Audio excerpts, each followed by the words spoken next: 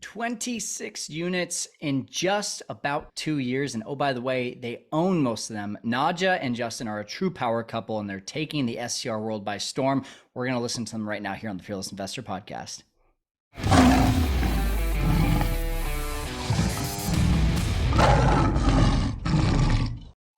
Hey, welcome into the Fearless Investor Podcast. You are listening to me, Kyle Stanley, and I'm really excited and have a really fond, let me respond or redo that.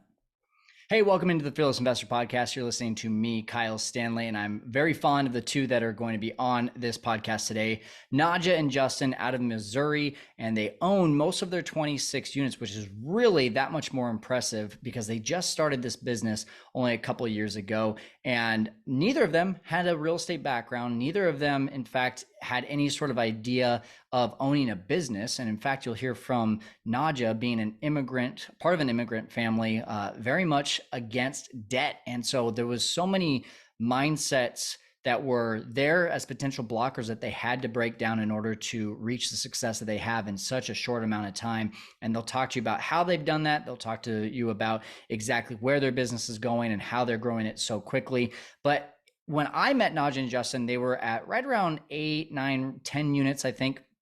And they came to me and they said, hey, I need to figure out, or we need to figure out how we're going to take this thing to the next level. They want to get to 40 by the end of 2023. And I said, the only way to do that is A, you need to open yourself up to also doing coasting and arbitrage because it's going to accelerate cash flow. And B, you need to learn how to build a team, how to become better leaders, how to become better attractors, right? They have to be people of attraction. And that's where I was able to help them get from 10 to where they're at now with 26 in a few short months. And so I work with very few people that want to take it to the next level. And that's a one-on-one relationship. So if you are that kind of person, if you're at 3 units, 5 units, 10 units, and you want to 3X, 5X, maybe even 10X that in the next 6 to 12 months, you can go ahead and email me info@fearlesskyle.com, and I'd be happy to share with you what that plan looks like and how we can get you there, just like we've been able to do with Nadja and Justin. Now, without further ado, let's go ahead and get to it with Nadja and Justin here on the Fearless Investor Podcast.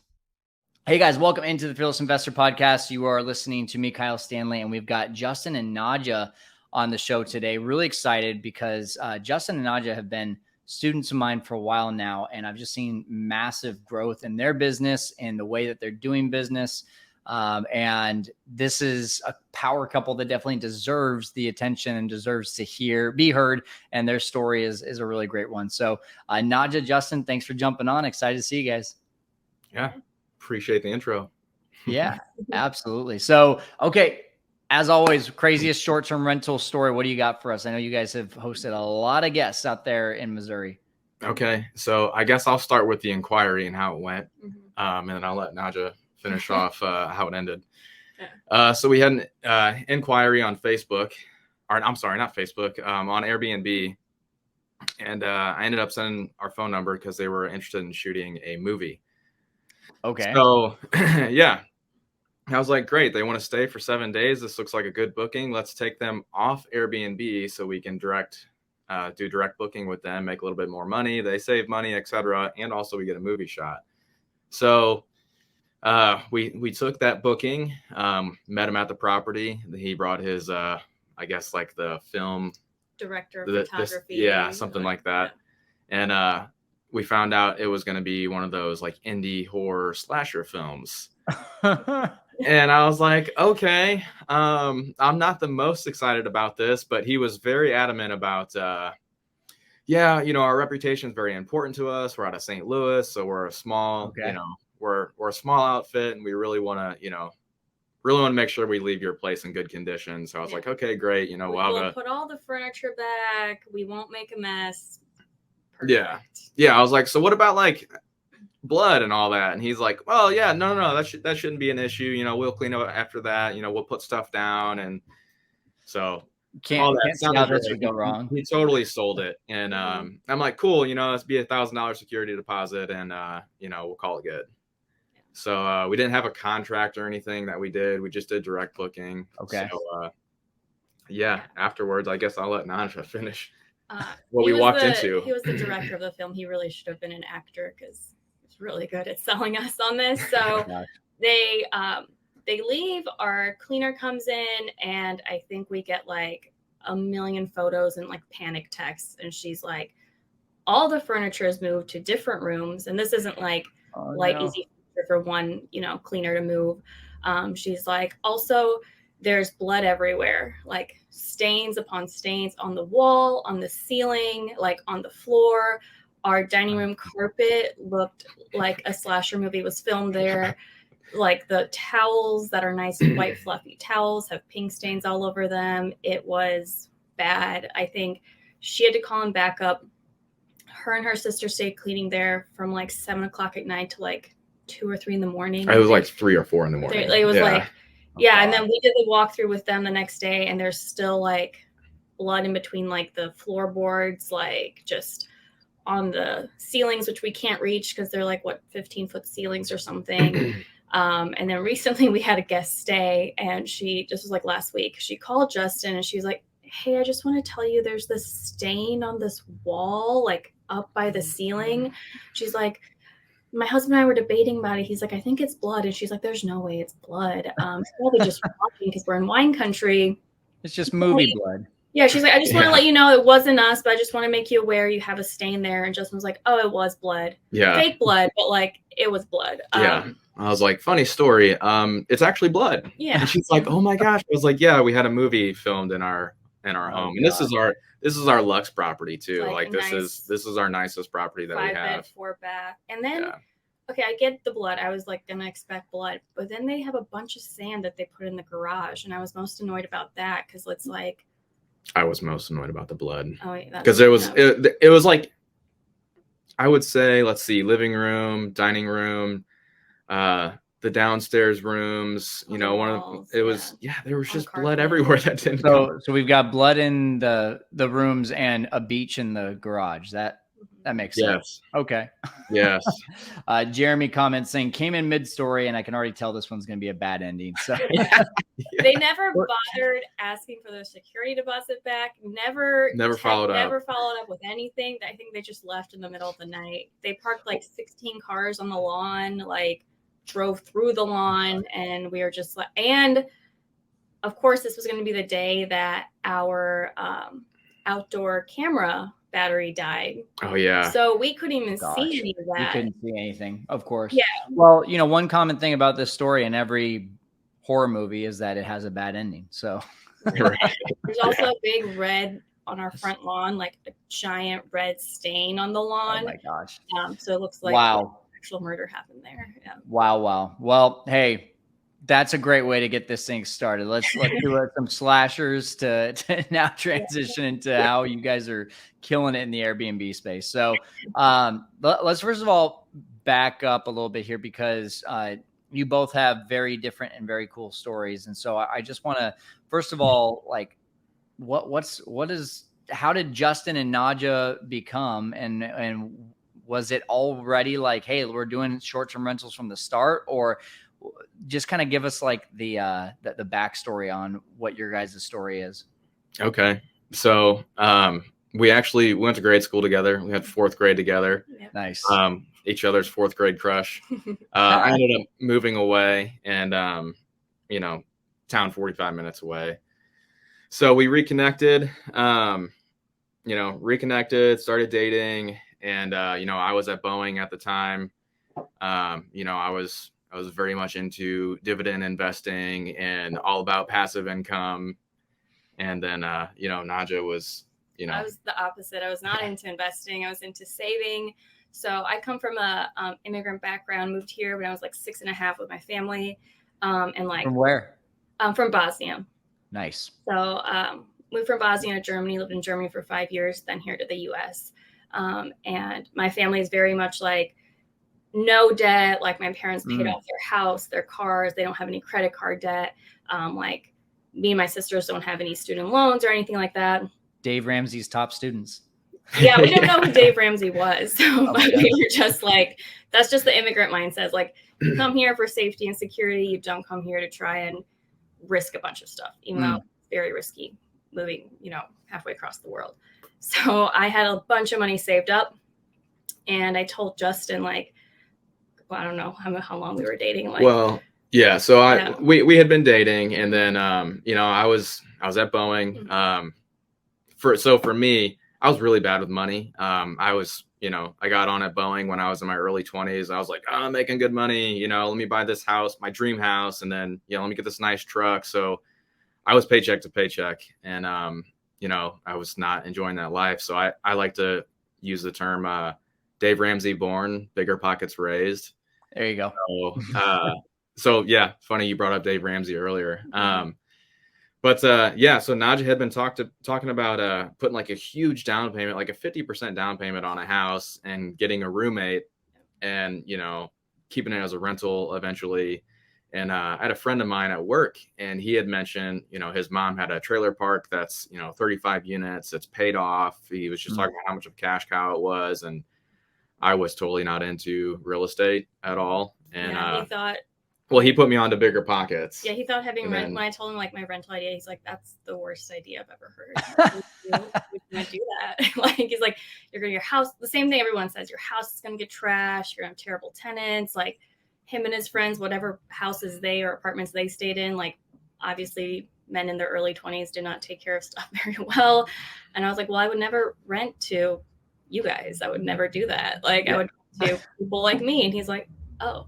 I didn't think good. So you didn't listen to Justin. That was the first good move. Yeah, right. Exactly. So I remember like when he got onto Bigger Pockets, I think his whole mind shift just like completely changed. And then he like came home and was like, we should invest. What did you hear, Justin, that made your mindset shift after listening to Bigger Pockets? So I remember specifically telling her it felt more like the insurance game, where the more you had, the less risk that it was. Like if you just had one and then you had bad tenants in the one, then it's like, yeah, you kill your cash flow for the entire year. Yeah. But it's like, it seems to be the more that you get, one, the more wealth that you can build. And also it mitigates your risk as far as, having the bad tenants. And like I said, I was super into dividend investing and the idea of passive income. So as anybody that's listened to Bigger Pockets, they sell real estate kind of as, the passive wealth builder. And I'm like, This sounds really cool. And just being able to get a better return on my money than I was in the stock market. And is that where you were at while you were at Boeing in the stock market? Yeah. I had a 401k, and then I was putting money into a separate brokerage account on my own, just strictly buying dividend stocks, because that was the thing that kept me interested in investing. Cool. Okay. So you guys were elementary school sweethearts, reconnected in your 20s, start dating. And now essentially, Nadja, you're about to buy a house and put 50% down, and Justin's telling you it's a terrible idea, but now his mindset has shifted into Bigger Pockets, and now he's saying yes. So did you end up putting 50% down, or did he convince you to not put as much down? No. So I have to kind of back this up. This was like literally within like 3 months of dating. We were like, yeah, let's invest in real estate together. Wow. Why not? Yeah. Yeah, I'm pretty risk averse, but then for some reason with that, I was like, yeah, this makes sense. Yeah. So we started looking at like multifamilies, duplexes, 4 families in St. Louis. And this was literally in the middle of 2020. So like nothing made sense. We would go in with an offer. Someone's like, oh, there's 50K over asking cash. And we're like, yeah, there's no way we could do that. So our mind shift kind of switched. Like Justin said, he was at his house. This was middle of 2020. We figured he would have a bunch of equity in it. So the first property we bought was a duplex that I bought as an investment property. So I only put 25% down instead of 50. So then that was able for Justin to sell his house when we house hack into the duplex. Nice. He's technically my tenant. Yeah. So yeah, that was. Well, there was some strategy to that too.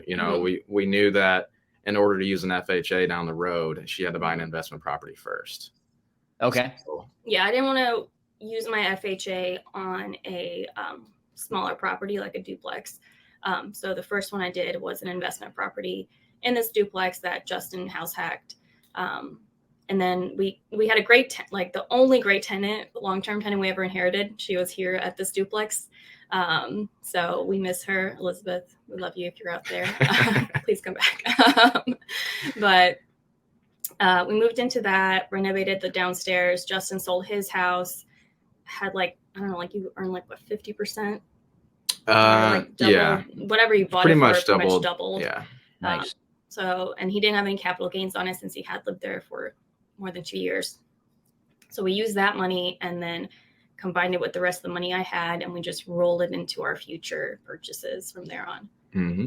Awesome. So this duplex was not short-term rentals, right? This was just straight up house hacking. Mhm. Okay, cool. Right. So, Yeah. so when did the switch to short-term rentals happen, and what did that look like? So there was We took a probably, vacation. yeah, well, it was 6 months of looking really aggressively. And like she had mentioned earlier, getting outbid a lot. We had offers and Right. offers going out. And, you know, for her 30th birthday, we went down to Bentonville, Arkansas. You know, at this time we had the 4-family, we had the duplex. Did we? I think that's all we had at the time. Yeah, that's all we had at the time. My FHA to buy a 4-family in St. Yeah. Louis. It was it wasn't the best like condition, not the best tenants, but like it was the only 4-family we could even like compete with. Yeah. So that's what we had at the time. And then we went down to Bentonville, which is in the Midwest, it's like a mountain bike capital. Okay. So I just had seen how much they exploded, partially because, you know, Walmart headquarters are there. A lot of people are seeing that now too. But I'm like, man, I know of a town in Missouri that's building a mountain bike park. You know, we should check that out on the way home. And I can't remember if we drove through on the way home. No, we went to Herman. That's right.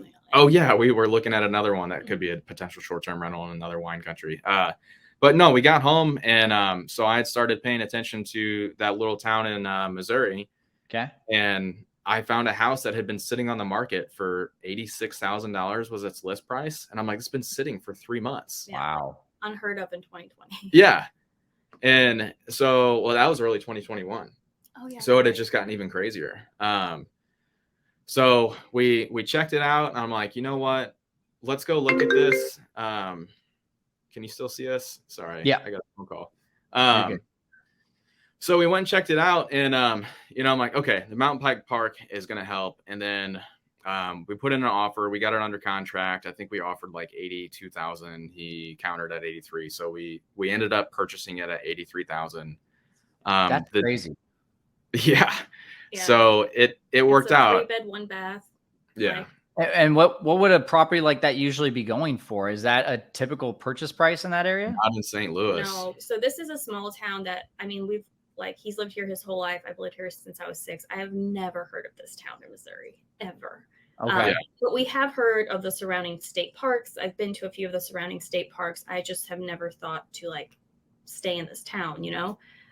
So when we drove down this town, like, you know, I was like, oh my God, like, where is this? It's like so far away. And like, we drive through it. It's a cute little town, you know? The houses look like they could be houses in St. Louis, some of them, you know? And we're just like, I guess no one's heard of this town, but there's like literally nothing else that is this close to these like 3 really good state parks in Missouri. Okay.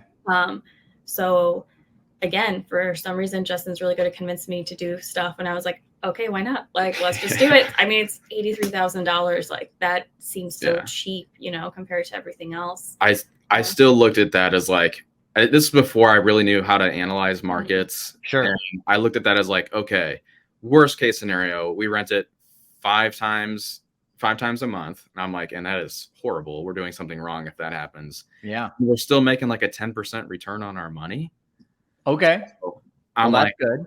Yeah, I'm like, that's the stock market. So, you know, worst case scenario, we do okay. So I remember being under contract. We're looking into it a little bit more. And I'm like, I start analyzing the Airbnb market, and I'm like, oh, there's other Airbnbs down here, but they're like more mom and pop. And, you know, they just weren't really optimized. They didn't stand out really well.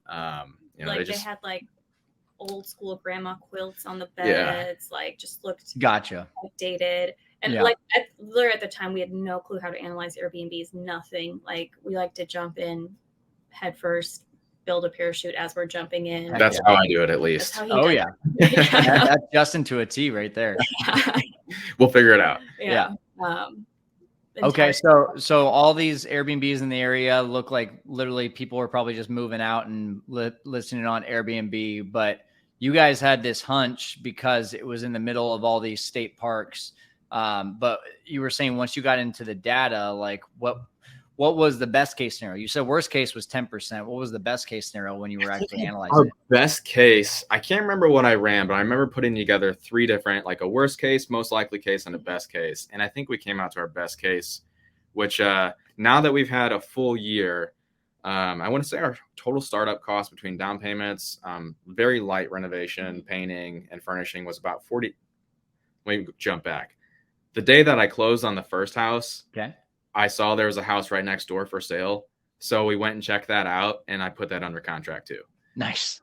So I look at Ironton is the town. I look at that as like our startup cost for the 2, because we did them both at the same time, was about $40,000. Okay. So our profit for our first year where they were both in operation wasn't one about 16,000. Yeah, so like the total gross that we got for one of the houses was just under 32,000. The other one just above 32,000, and the mortgage on each house, one is like 513, one is like something dollars. Yeah. Like honestly, like our costs monthly are like just at $1,000, sometimes under even per house. Typically a little under. Yeah, we were able to get a pretty good cash on cash return for. So you're making close to $2,000 a month on this thing on both of them. I think so. They typically average around, if you spread it across 12 months, it's about $1,300 to $1,400 in cash flow. Yeah, like the summer months do much better than the winter months, but yeah, we discovered travel nurses on accident, and we try to fill them in with that. Nice. So you're cash flowing over $1,000 a month, and your initial startup costs, you said for both of them combined was 40, or each was 40? Both of them combined was 40. That's down payment, furnishing, light renovation. All right. So like call it $2,500 a month times 12 months. I mean, you're basically a 75% return year one. That's amazing. Yep. Wow. Yeah. Okay. So going back to like, because I want to stick to the fact that you guys were going a lot based on your gut feeling before data. Going back to that, do you think you did the right thing, or do you think you would go and actually like run the numbers now that you know a little bit more how to do that? Or like, I know you said just kind of the open the parachute and figure out how to do it from there. Was that the right call, or do you think you would go back and do some more numbers or figure things out a little bit more on the front end? I'll let you answer that first, because I have a thought. So I am definitely the over analysis person in this relationship. I probably, looking back now, if we really did run the numbers, that town is so small, there is like no good data to go off of in that town. At least when we started, there have been like a lot more Airbnbs that came into that town recently after us, and they have like upped their game in terms of design and photos and everything like that. So for us back then, I think it was like a good thing we did it, because if we looked at the data, it wouldn't have made sense, because like we said, these are like more mom and pop operators. They're not really optimizing their listing. There's no dynamic pricing. The photos are cell phone photos shot on a Nokia from 2011. Like it was like not to those standards. I think we came in and we were one of like the first or few that like had professional photography. Like we were the first that had professional photography. Yeah, like our stuff is a little more modern and bright colors. Not our best designs by any means at all. It was definitely our first like Airbnbs. We made a lot of mistakes, but I would still do it all over again. Yeah. So Nadja, I got to ask you, you've been essentially convinced now, like, don't put as much money down, carry this debt. You don't know much about Airbnb. You're jumping into this new market that doesn't have a lot of data. You're really going off of just the excitement and the passion that Justin's bringing to this thing. Like once you got it set up and you listed it on Airbnb, how good of a feeling was that when you actually started seeing the bookings come in? Oh my God. Like the second booking we got on that, on the property was a travel nurse who wanted to stay for 3 months. And at the time we had no idea what travel nurses were. So we gave her like an additional discount on top of that, because we're just like, oh my God, three months, like this is insane. Like the book out was insane. It was over like $2,000 a month she was paying for this 3-bed 1-bath house in the middle of nowhere, Missouri, and we were like you could get maybe $650 for that house for a long-term renter. Wow. So for us, like that was the best feeling ever, and like that's like a feeling and a high that you want to keep chasing. Just because you see it's possible in middle of nowhere, small town Missouri. Like, we were like, I remember, why won't we do this again? I remember like we launched it and it had been a couple of days and we didn't get a booking. And then we got our first booking. We were excited. And I think it was maybe the next day or the same day, we're on the way home from there. And I had to pull over because we had the booking inquiry for 3 months. And I'm like, I see it. It's like $7,000 something. I was like, oh my God. Yeah, we're driving through like tiny roads back. Go over. We're accepting there's no like lights anywhere. And he's like trying to read it. I was like, let's not crash and die while we're trying to get this booking. Yeah. So that was cool. So we launched in like very mid-July. So the hottest month down there. Okay. And so that travel nurse wants to come in August. And then, so I think was August 1. And then after that booking, like the rest of our days filled up between when we launched and mid-July until August 1st. And I was like, holy cow, I can't believe this works like that. And so skip ahead to today, you guys are at 26 units. This one experience, was it the proof of concept that you needed to say we're blowing this business up? 100%. Yes. 100%. Nice. So what happened after that? You guys see all of this success. You see that these bookings are coming in. What was the next step? Oh my God. So let me back up, because in the meantime, like we got that first house. Literally the day we closed, Justin calls me. He was like, hey, the house next door is on sale. I'm going to go check it out. And then like an hour later, he's like, yeah, we're going to buy this one too. And I was like, great. And then like a month after that, while we're still in like, I guess escrow with that second house, he buys a condo on auction, sight unseen. Yeah. Opens the world's smelliest fridge when we get there. Like, and then we have that renovation. We have my 4-family that I bought as my FHA. Like, still renovating the unit. Got 3 tenants that are just,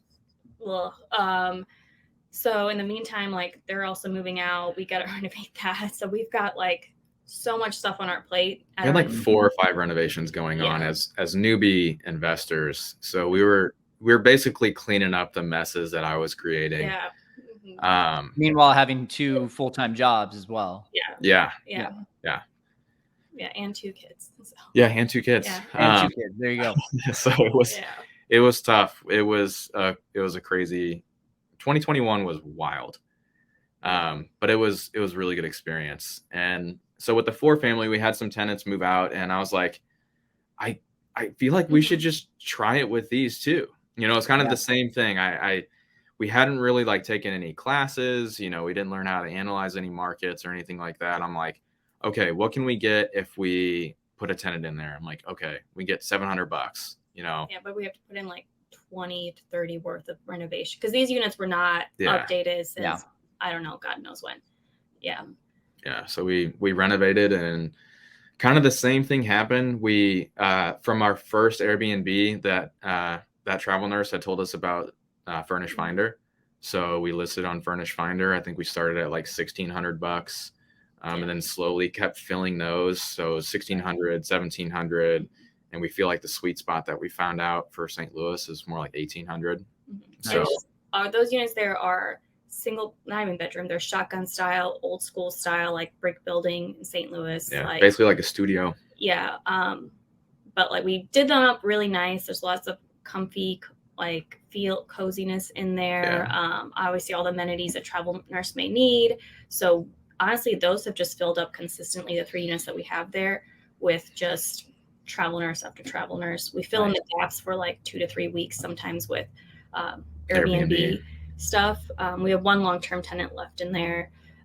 We're waiting to like get him out once we like are ready to take on another renovation. mentally and financially. Yeah. There you go. So all these projects that were going on kind of at the same time, 2 questions. One, was all of this your own money? And 2, I'm assuming, as I see you shake your head, yes. So anyone listening to the repeat of this on the podcast, they're saying yes. So, so then what was, because I know in order to get to 26, I know not all of them you own, but a large majority of these you own. How many do you own, and what were those next steps for getting past just using your own money to be able to grow that portfolio? Yeah, so that's a perfect segue, because like basically everything up to this point was this is about like mid 2021, summer 2021. No. Yeah, you're right. Yeah. So we, both of our Airbnbs in this small town were up and running. And then we had done renovations on the other ones. And then at the end of 2021, shout out Rob Bilt, Tony Robinson. I was taking Rob Bilt's class, and Tony came on, and that was my birthday present to him. Oh yeah, that was their birthday present. Was like that was the first class that we had ever paid for. It was the first coaching program that we had ever done. And we did that because it's like, well, we got Airbnbs now. We should probably learn how to do this game. And I'd been watching Rob on YouTube. So Tony said something that just kind of like changed my mindset as far as like our search criteria. Okay. And because I had just been looking at stuff that we could afford. And so like my search criteria, I think, was like 350,000 and below. So I'm like, you know what? Like, let me just put it up to like $1 million and see what else is out there. And then I found a house that was near where we live. So it's called Augusta, Missouri. I can give that shout out because there's already a cap on Airbnbs and nobody else can enter that market. But so I found a house that was listed for 650,000. And I had ran some data on that. I kind of learned how to comp at this point. And this was like the best deal I had analyzed, Okay. It was one of those things where I'm like, okay, like our startup cost is more than like her and I can afford to do by ourselves. But this deal looks really good. And what did Tony say to change your mindset? I always misquote this, but it was something about how it's not too expensive. It just costs more. Yep. And then he said something along the lines of like how some of those markets and some of those price points are actually less competitive and can yield a higher return. And I'm like, shoot, okay, like I guess I'll go look at more expensive stuff. Yeah. I remember that night because we took that course. Tony was on with Rob. And then he Justin, it's late in our time. So it was like 9 or 10 or something by the time that course ended. And then Justin whips out his laptop. He's on there, like looking at stuff. And like, I get tired. I'm like, hey, I'm heading off to bed, which like usually like we go to bed together. And he's like, okay, good night. And I was like, okay, weird. So like I'm in bed, I'm probably asleep for a few hours, and I hear him come in. And, like I don't even know what time it is. It was close to 2. Yeah, I was like, what time is it? And he's like, shh, it's just like 2 a.m. And I was like, okay. And he's like, oh, by the way, we're going to an open house tomorrow. And I'm like, what? Like, we got plans to go to like apple picking with the kids. Like, I'm just like, okay, like where, when, He's like, it's only 20 minutes away. Like, it'll be fine. And he showed me the property, and like in my head, I'm like, dude, there's like no way we can afford this property. Like. It is just way out of our budget. And at the time, we just didn't know who to partner with or how to partner at all. So the next morning, we get the kids ready, like get them to this house. And like, as soon as we pull up to the house, like the view, I was like, oh my God, this is so nice. Okay.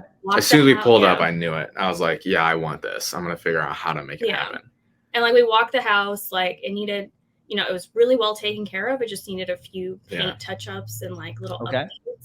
And I just, I told Justin, I was like, yeah, this is great. I wish we could afford this, but like how? And I called everybody. I called everybody I knew that had a little bit of money. He was relentless about what did those phone calls sound like? And I want to stay here for a second, because to me, like, this is the scariest part for most people is, oh, I've got this deal, but I would have to go ask for money and I'm not comfortable with that. Or that's something that I just don't know the ins and outs of. And it sounds like for you just took action. So what did those conversations sound like? I mean, it went as far as to Instagram messaging Rob and Tony to calling like my parents and calling friends. I literally thought of like what's my Rolodex? I'm like, who do I know that's doing well? And there was one guy that I had been friends with for a long time. You know, he's integrated into his family's business and they do really well. So I had approached him about it, and he's like, because him and I at this point, like I've been telling him about our journey with the Airbnbs. So he's been seeing like how things are doing. I've been kind of like planting seeds, and him and I have talked back and forth. I want to say it was like a week before this. I was like, yeah, dude, in a couple of years, like we'll have to do some stuff together. And then, you know, a week later, like I'm calling him nonstop and I'm like, we have to do this. Here are these numbers. And so he brings in his brother-in-law. And I meet up with them and I like basically show them like, hey, here's what we're doing with our other stuff. Here's what I think this can do. You know, I'm willing to bring money to this too, but I can't do it alone, nor do I think I can get borrowing power for this expensive of a property. And they were like, maybe, I don't know if I really want to mess with rentals, but I think I was just relentless, dude. And I was like, really we're good at doing convincing it. people. Yes. Yeah. I love it. I love it. Okay. So the quick and dirty of this deal, Okay. 650 bought it for, brought in a partner. What did that partnership look like? What's the return for you and your partner on this deal? And then not spending a whole lot of time on this, because I've got one other really important question, and we're getting close to ending time here, but I do want everyone to hear the numbers on this. Yeah. So we actually offered 615. I can't believe they accepted our offer because it was within like a week, but offered 615. We financing at the time was really great. So they have great leverage with lenders because they do well. So we were able to utilize our 30-year AM, 10% down commercial loan, and we had a 10-year rate lock. So we had to bring, I think we had like a 3-point-something rate. 3.4%. Yeah. Interest rates were really good at the time. So we had to come up with 10% down. So basically, I think I brought 35 to the deal. They brought, I think, 50 to 55 a piece, something in that range. And that was a down payment, and that was furnishing. And, you know, like Nadja had mentioned, it was built in 2004, so it was super clean, but we just needed to like paint the cabinets, do backsplash, switch out mirrors in the bathrooms and stuff like that. So went a little over budget on furnishing and stuff like that, but you know, I think they kind of got the same bug that I got as I was under contract with my first one. They started seeing the potential, and they're just really excited about it. And yeah, we have it structured where we're all 33% partners, equity and profit split. So and what does that cash flow look like right now on that property? That's a great question, because we typically, I know last year we only had it listed for about 10 months, and it grossed, like our nightly rate was a little over 100,000. So nice. I want to say last year it made about 50. What I was thinking it was going to pencil out to would be about 80. 80 gross or 80 net? 80 net. Yeah. Still 50 net and split 3 ways, and all of you bringing in somewhere between 30 to 50,000. I mean, that's still 20+% returns. That's awesome. Yeah. And that's kind of my goal with them, is like, I want to find them stuff that's going to do, I'm going to get a 20% cash on cash return for them. Otherwise I don't really bring it to them. And it's sometimes easier to achieve that when you're splitting it up between multiple people. But, you know, I like the relationship that we have. You know, we've got one that doesn't really pay much attention to it. He's just like, let me know when I need to sign checks. I have the other one that handles a lot of the bookkeeping. He's handling a lot of the P&Ls. He's like, hey, we shouldn't buy this extra thing this month, or yeah, I guess we can. So, So this year, I think we'll do closer to 120 in revenue on that property. That's great. Yeah, so that's really great. Yeah, and Tashiana just said in the comments, 50K per month. No, 50K per. I wish. Per year. Yeah, that would be great. Now we're talking 200% returns. Yeah. Okay, so you get to property number, when did we meet? You guys were at around like property 10, 12, somewhere in that neighborhood. Probably around Probably like 10, 10. something like that, I think. So now you're at 26. What's happened between all of these properties, right? The fourplex, the duplex, the two houses right next to each other, this $650,000 home. There's a lot of these houses that you bought with either your money or other people's money, but then you went from pretty much like 10 to 26 in what? It's been like 4 or 5 months. How did that happen? Was there another mindset shift? Was there another pivotal moment in your business that allowed you to propel to that? I think it was really just the performance of that big house. So one of the partner, the one that does a lot of the bookkeeping, he liked it. I was really surprised on how much he was like, yeah, this is cool. When are you going to find another one? Cause I'm the guy that goes out and finds the deals, makes the relationships. He's like, and he's kind of the sit back, do the book work, and it's pretty kept to himself. He's like, dude, go find us another one. And I'm like, come with me. But, so I ended up building a relationship with a lady that was trying to sell a house in that market. A bunch of ordinances came about. So this was a long drawn out process, and I'll save you from that. But kept that relationship, ended up buying another house in that market with those same partners. And then there was another one.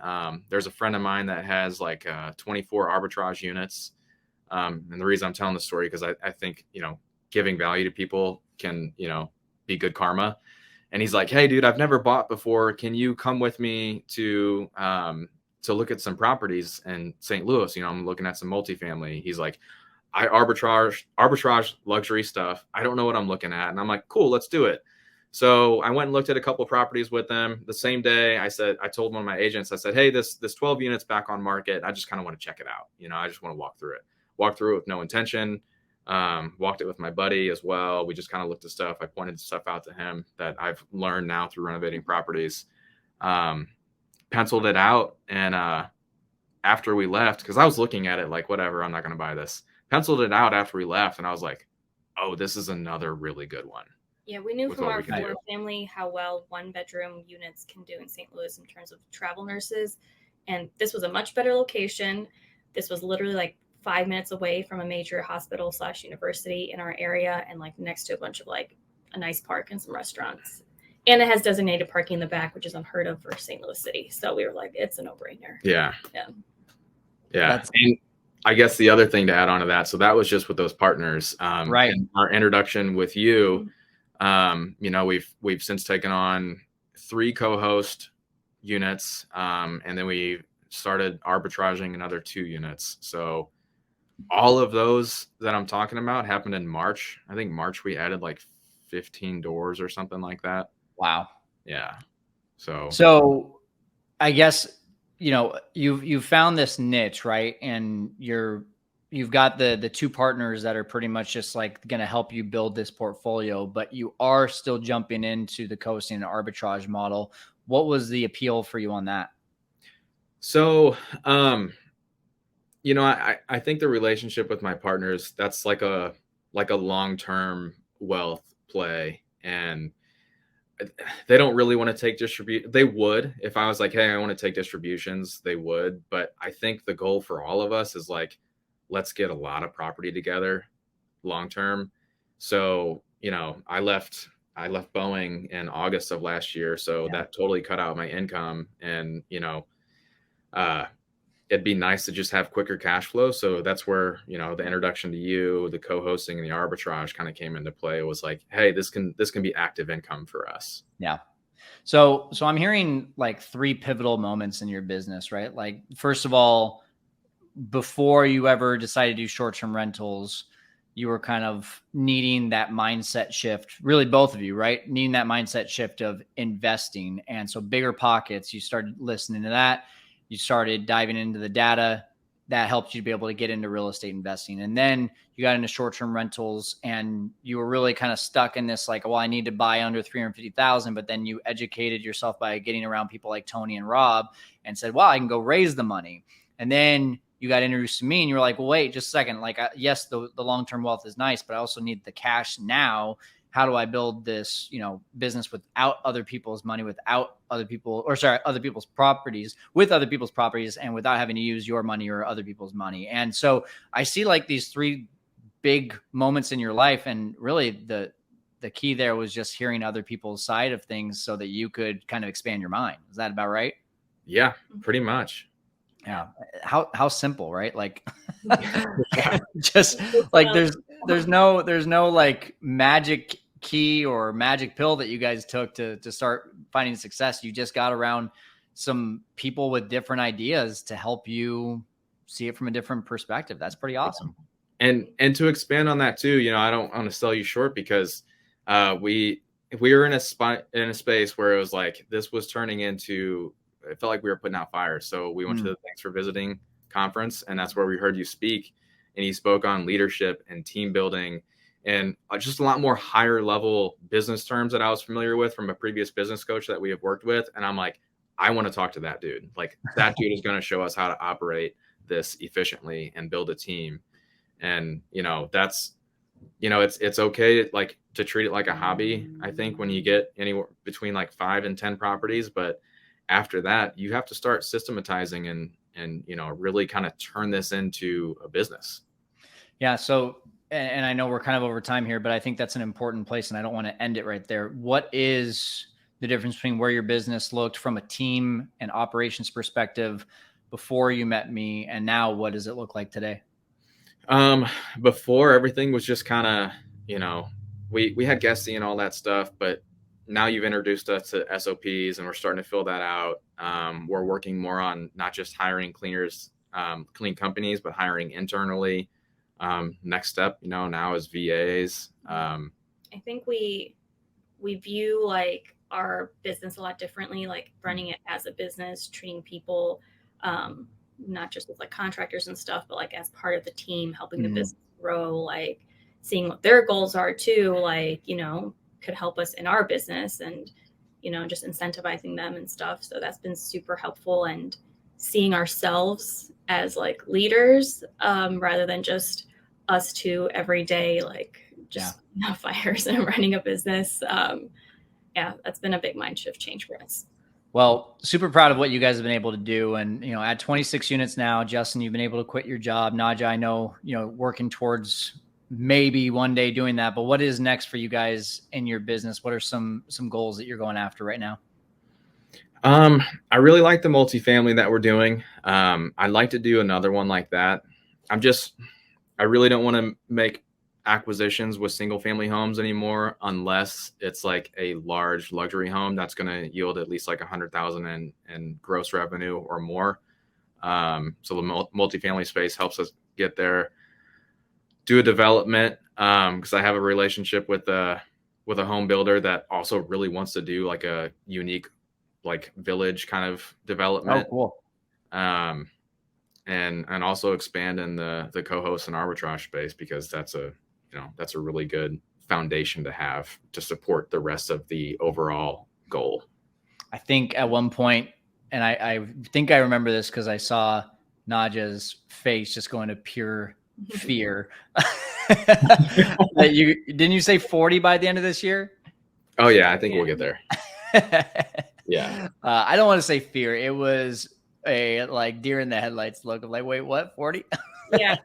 I mean, I'm used to this from Justin by now. Yeah. He's just like, by the way, here it is. I was like, all right, it's my turn to step up now. Well, one of my favorite moments in working with both of you was like, I remember you came to me asking for help with team and SOPs, but you also kind of like got to that point where you were like, well, we have to get that in place before we build the business. And I was like, no, like go get more properties. And you were like, are you sure you want to give me that green light? I was like, is this dangerous? Do I need to be careful? And Nadja was like, if you give him the green light, he's going to go do it. And I was like, yeah, no, go for it. And then 2 weeks later, you're like, oh yeah, I got a 12 unit under contract. I was like, oh my God, he doesn't mess around.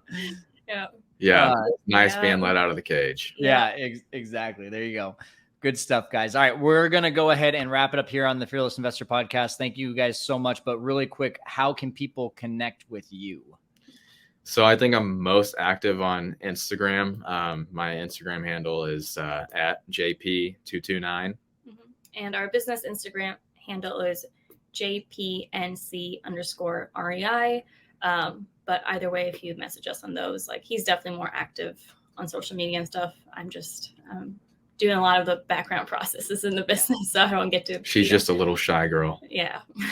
And juggling a few jobs and kids. Yeah. Let's give her a little bit of credit. Oh, for sure. All right, guys. We're gonna keep it here in the six-figure formula to answer all the further questions from our members here. But thank you so much for listening in, and Justin and Nadja, thank you so much for helping us to conquer the world of short-term rentals today. Yeah. Okay, once again, Nadja and Justin, you can reach them on Instagram. You can go to their website. All that information is going to be in the show notes here on this podcast or the YouTube video. If you're watching here, it'll be in the description down below.